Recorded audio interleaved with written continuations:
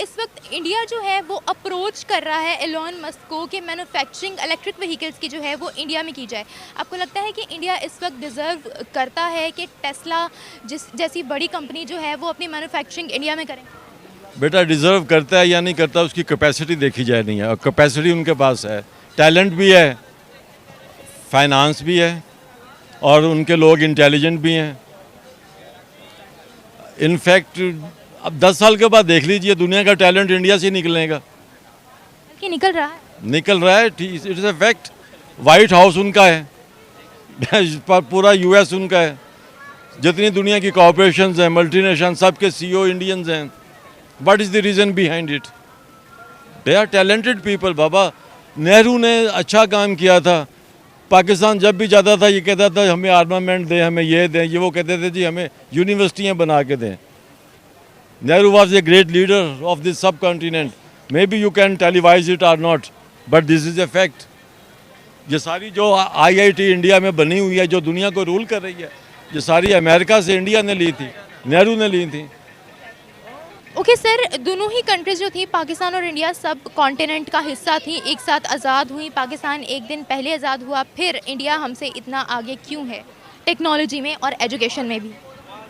देखें टेक्नोलॉजी में और एजुकेशन ही टैलेंट क्रिएट करती है ना।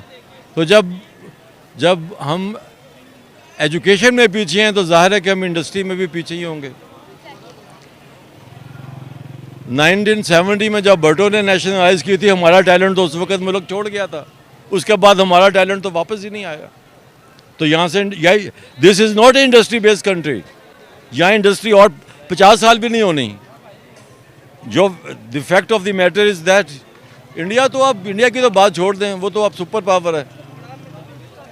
सर, जिस तरीके से इंडिया अपनी ऑटोमोबाइल इंडस्ट्री को ग्रो कर रहा है, इलेक्ट्रिक व्हीकल्स पर फोकस कर रहा है कि उनकी कंट्री जो है वो पोल्यूशन फ्री हो जाए, आपको लगता है कि वो अभी नहीं होगी? अभी उसमें 50 साल और चाहिए इंडिया को। At least they are trying. They are at the right direction, you can say it. They are at the right direction. अभी 50 साल लगेंगे इंडिया को। क्या हम इंडिया तक पहुंच भी सकते हैं? भी कभी नहीं पहुंच सकते, कभी नहीं पहुंच सकते। उसकी रीज़न है कि you are not working for it, you are not prepare for it. यार अगर तुम स्कूल ही ना जाओ, यूनिवर्सिटी ना जाओ, तो कैसे कॉन्फिडेंस से तुम सड़क पे खड़ी होगी? ये एजुकेशन ही है जो तुम्हें स्टैंड किया हुआ है। तो यही बात है ना, this is a difference. Indian every member of the house is a working member. उनकी बचत ज़्यादा है, सेविंग ज़्यादा है। यहाँ पे तो हर आदमी इसी में यार हमारे इज्जत रह जाए यार, इज्जत।